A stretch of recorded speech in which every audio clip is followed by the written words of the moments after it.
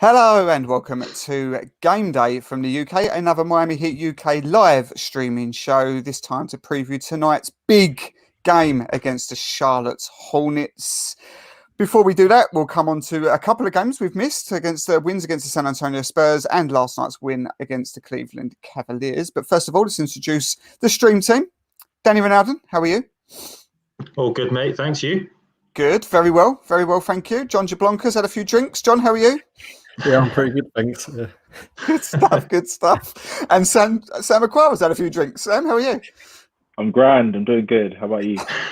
Yes, I'm very well, thank you. Yeah, I've been quite sensible today. I literally just opened my first beer, so maybe not quite as loose as the rest of you. But guys, feels like a little bit of a corner has been turned. Although we've said this before, I'm sure. But I was really impressed by the San Antonio Spurs week. Danny, it's not often you can get two past pop in the same week. We said that last time. That was our concern. We did it. We took care of business, didn't we?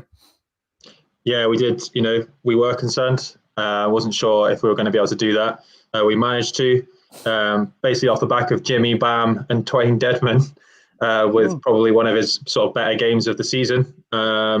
And yeah, it was great to pull that out. If you can get two wins over Pop in the regular season, then you're happy. So, which again, it led on to another win, which we'll talk about in a bit.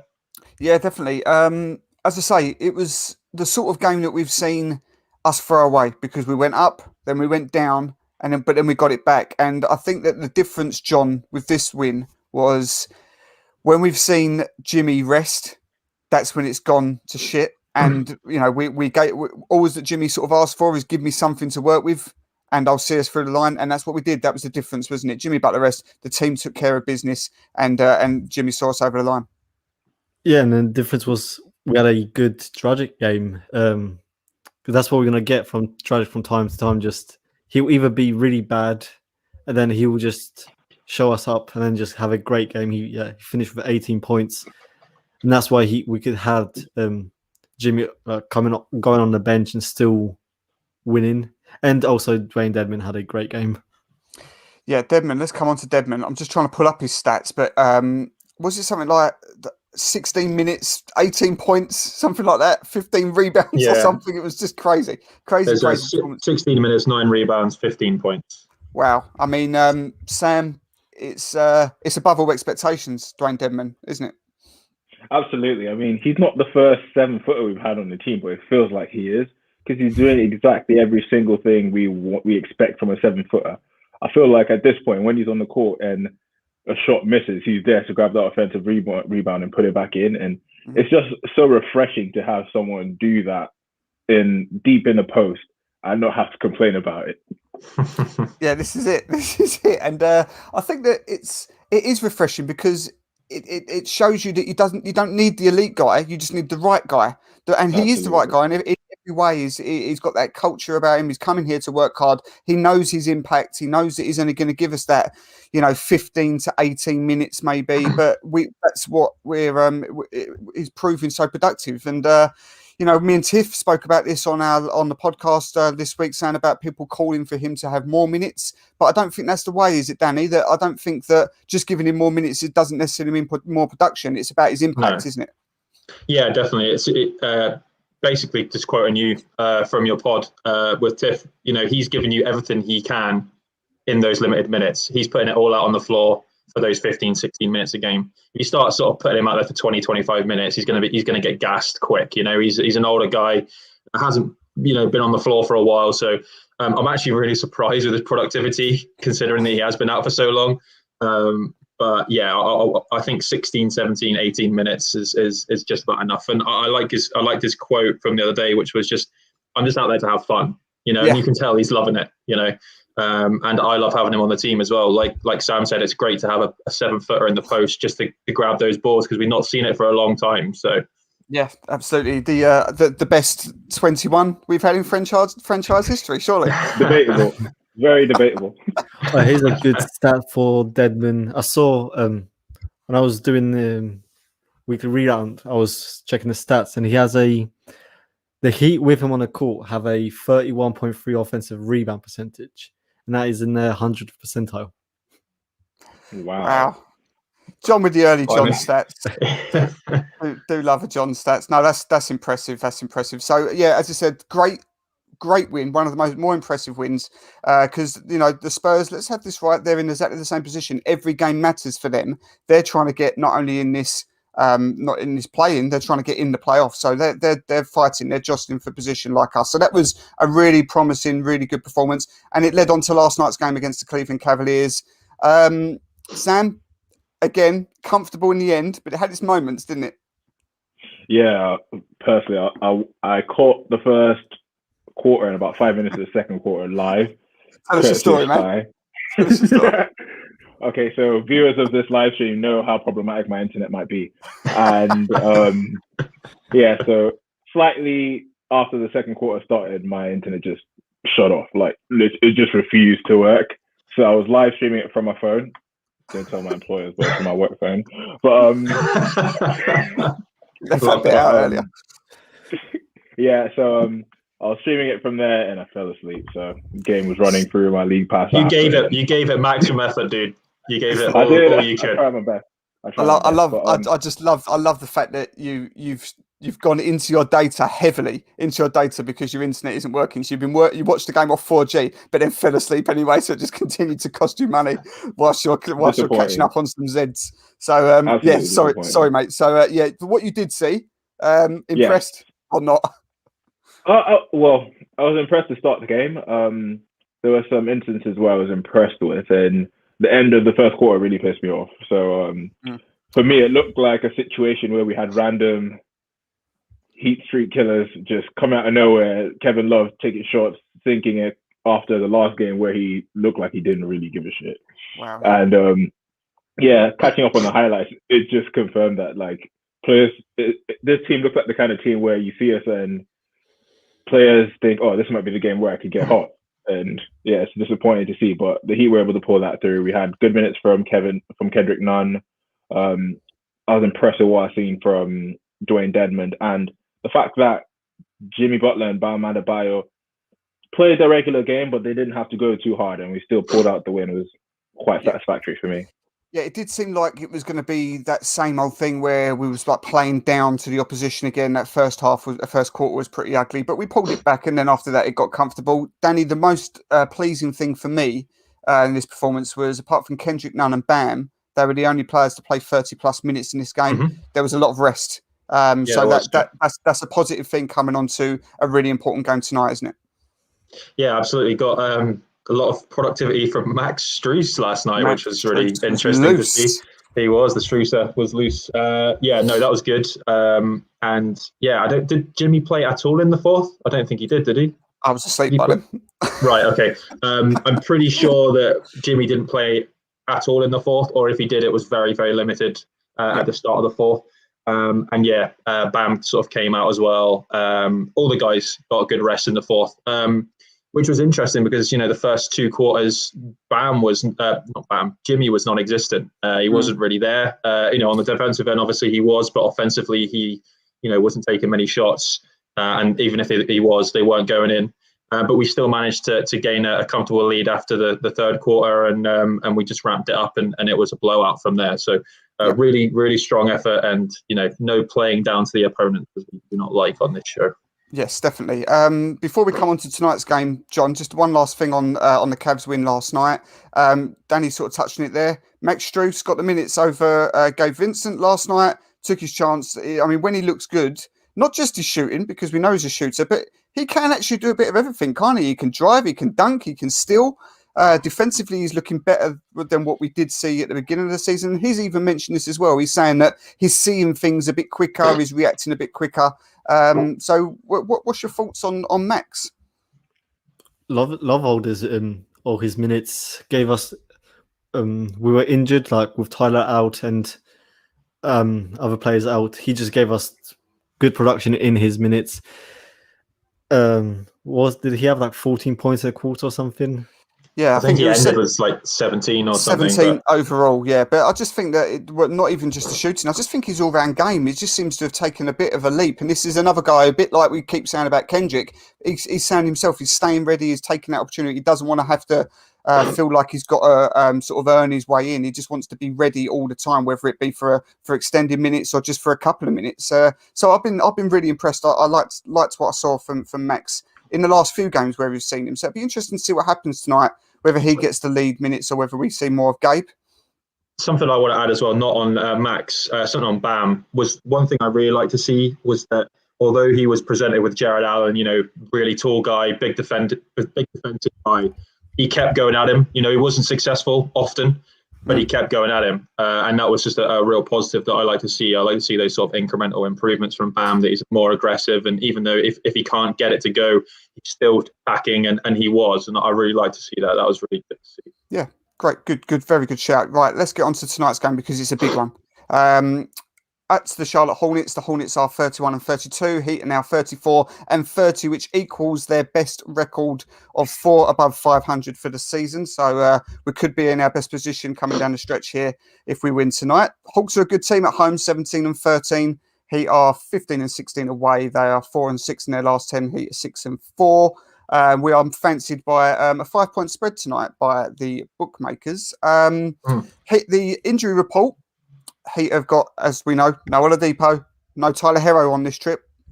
Goran Dragic is questionable. So we're light on guards. In terms of Charlotte's, they are without Gordon Hayward, and questionable is Devontae Graham. So a couple of potential big misses for them too. Sam, that could be tricky without Goran because he's been good these last couple of games. We've given him a bit of a not hard time, but we've highlighted some more realistic outputs from what we've been expecting recently from Goran. But recently we've seen a bit more of that drive, a bit more energy, and he's been giving us a bit more production. So it'd be tough without him tonight, wouldn't it? Yeah, and shout out to Goran because last night he just passed Mario Chalmers on the top assist list on the franchise. So yeah, we've got a bit much from him that we've gotten in recent games, and it's lovely to see, especially considering the fact that we've got the playoffs coming soon. But I want to believe that with or without Goran, we've got enough pieces to just push us through a W tonight. And my sort of opinion in terms of like the last few games, I'd rather we'd have sat Goran out just to get him healthy for play-in/playoff. I wouldn't want to play the play-ins, but I believe we'd make it to the playoffs, and we need Goran as healthy. So yeah. I already envisioned him taking a couple nights off anyways. Yeah, well, I don't think he doesn't really play back to backs anymore, does he? So yeah. I know he didn't play too much last night. Did he play last night? Yeah, he did play last night, didn't he? He did play last night, yeah. He did play last night. Stanley, tonight does feel important because if the Heat win tonight, we are guaranteed at worst a play-in position. Obviously, that's not the target. We want to try and get this top 6 at least, but we will be guaranteed a play-in. But more importantly, I think if we win this tonight, we're currently 2.5 games ahead of Charlotte, who are in 8th. We're in 7th. If we win tonight, I think that almost guarantees that 7th is about as worst as it will get for us. I think I don't see us slipping 3.5 games and then making it up in what will just be then 8 games left. So it's got a real sense of importance tonight, hasn't it? So I think for me, when I look at the schedule, apart from that Boston doubleheader at the end of next week, this one sort of jumps off the page as the next most important. Yeah, definitely. Speaking of back-to-backs, LaMelo played last night. So is he playing tonight? Well, he's not out according to the report. He's not listed as out. So that is interesting because he looked good again last night, but after a long layoff, he's in apparently. Yeah, I think he scored like 11, 12 points last night. So he's sort of getting his legs under him again, I think. But he did look good. This is an important win. Something else I want to shout out as well is congratulations to Duncan Robinson for 500 made threes. Quickest to 500. It's not even close. Ever. It's not even close. Crazy. Yeah. It was in my notes. Just very quickly on that. Sorry. That's all right, mate. That's all right. No, Duncan Robinson fastest to 500. Just to say, Sam, you were shouting out. It's not even close. You're right. It's not even fucking anywhere near close. 152 games. Nearest to that was Doncic on 187, and then it was Dame on 199. So he's obliterated that. So incredible for Duncan. We will come back to Duncan in a second. Sorry, Danny, I jumped in there. No, apologies. Didn't mean to steal your to-do list there, mate. But no, just wrapping up, mate. Yeah, it is an important game. Back-to-backs are always tricky for us, it seems. I think what Sam said, we got the pieces to make it work. I think even with Foreign, questionable. So, I think it's going to be. I think it's going to be a difficult one, but I think we can do it. Yeah, I would agree with that. John, we've just touched on there. Yeah, LaMelo ball should be in. He did look good last night. The ridiculous highlight. Didn't know if anyone saw it. Did anyone see the underarm pass? Mm-hmm. Fuck me, this guy's talented. That's incredible. But also, maybe just as discouraging, is Malik Monk is back as well. Heat killer. What do we think? Was it the last game that he got scored on us? How many was it again? That's 6,000, I think, something like that. It was another season high from Monk last time out. So should we be concerned, John, or do we have enough to get this done? I'm looking for, probably Malik Monk will have another revenge game or something. 40 points. You can tell John's been drinking. I didn't say that. You said like Goran might help us, but would he though with his defense? I think we'd see more Gabe Vincent on Monk and Melo instead of Dragic, because Dragic won't be helping on Monk's making 8 threes. Yeah, but I think if we stop those two guards, then it should be a confident game. Yeah. Last time out, and for a prolonged period now, we've seen Sam. We've seen Kendrick Nunn look really good, really productive. We keep talking about whether he's going to be back next year. We keep talking about what the figure may be. No one really knows. No one really thinks. 5 reasons put up, I think yesterday, might have been this morning, that would you take Kendrick Nunn 3 years, 30 million, so 10 million a year? That seems maybe about right. What are your thoughts? Because at the moment, he's averaging about 20 points a game in his last 7 or 8 games. Assists are good, rebounds are good, but production, most importantly, is good. He's improving as a player as well, as we've seen. One of the main criticisms we've always said of him is, if you're going to pay this man, you're literally getting what you get from him, which is some offensive punch because he offers you nothing else. We've not really seen that recently. We've seen that he's actually showing us up in that sense. He's showing that he can do a bit of everything. He's improving as a player, but there's not that much money to go around. So what are your thoughts? Absolutely. The moment I saw that tweet from 5 Reasons, my immediate instinct was like, nah, that's too much. But I had to reflect on his recent performances and like, he's actually proved himself to be worth that sort of amount.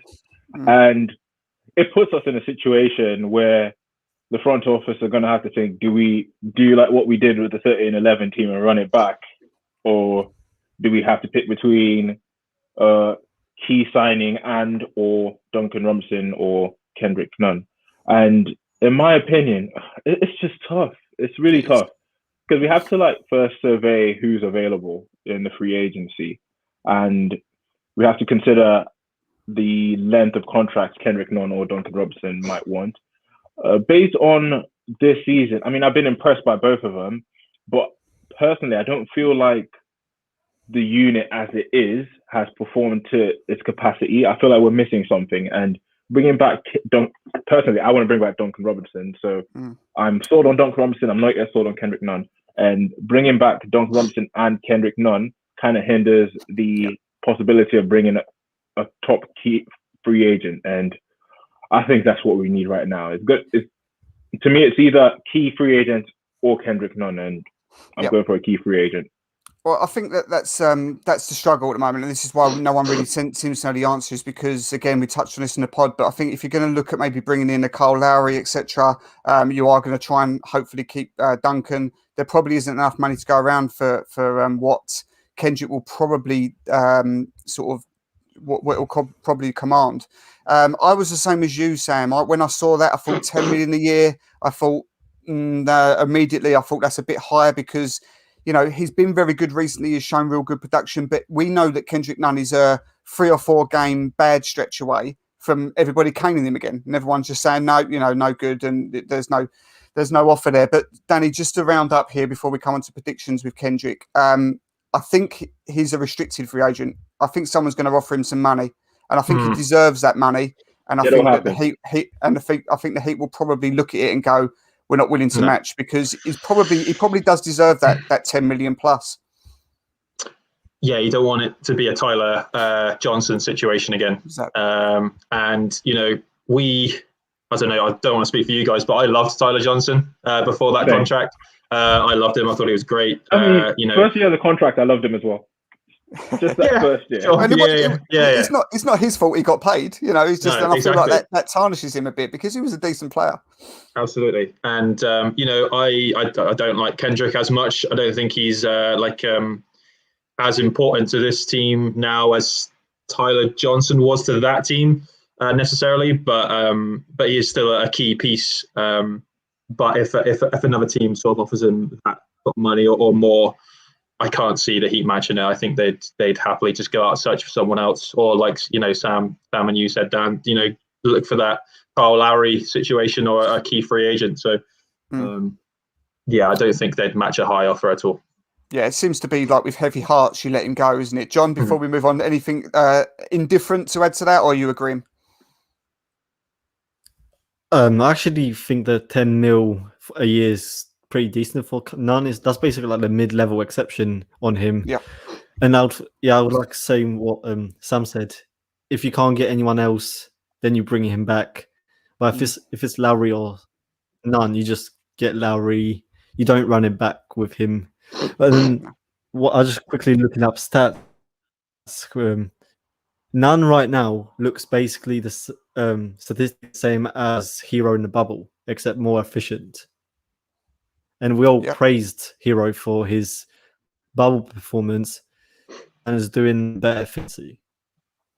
So I wouldn't mind getting a contract if you lose everyone else.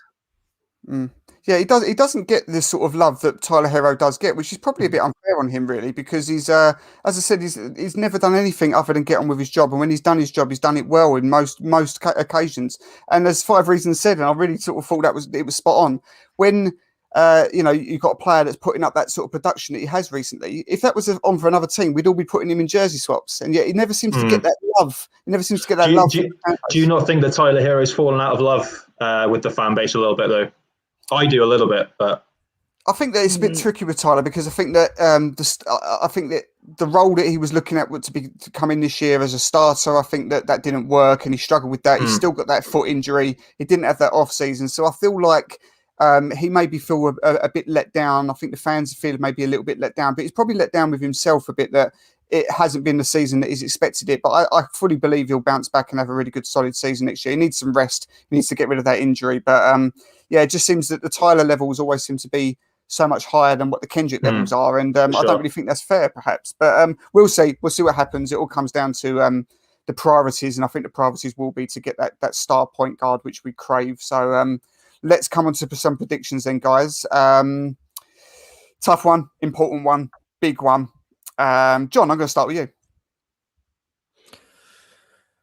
Optimistic as always. I'll say a confident win by 10 points.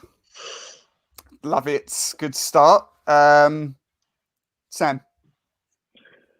I want to believe that the Heat sense the urgency, considering the fact that the Hornets are in that sort of play-in contention as well. And I'm going for a convincing win, not as much as John, but I'd say 7. Heat by 7. Heat by 10, Heat by 7. Danny, what are we saying? Not so convincing or confident, but I would say a Heat win by maybe 3 or 4. Okay, good stuff. Good stuff. I like it. Danny's always that little bit more conservative. I love that. I'm going to go full house, guys. I think we're going to come out the blocks steaming tonight. Steaming. I think Jimmy got that rest. He's going to be. He looked like a passenger a little bit at times last night. And I think that he knew that he was only going to be in second gear last night. So I think he's going to come out firing tonight. I think we're going to see the All-Stars performing like All-Stars tonight. Bam, Jimmy are going to be big. I'm going to go Heat by 10 as well. John, I'm with you. So there we go. Full house, important game. This starts a 2-game road trip. Oh no, sorry, this is the second game of a road trip. Then we come back to the AAA in the next 2 games. Big games again. Mavericks, just like us, they are jostling. Every single game matters to them. They are in the 6th spot at the moment. I think 5th spot at the moment. They're trying to see off the Lakers and the play-in tournament as well. That's going to be huge. And then we come on to the Timberwolves, which should be easy, but we've lost our last 4, or it might even be the last 5 against the Timberwolves. We'll see. It's going to be fun. We're down the stretch now. It's business time. But we're going to get it tonight, hopefully. Full strength team. Well, not quite full strength, but we're going to go for this night. We're going to carry on stacking up these W's. 3rd one in a row. Let's get it. Let's stamp that 7th place. Let's get that in, and then we can target this top 6 because we don't want any part of this playing. Enjoy the game, guys. Let's get it. Let's go. Take care.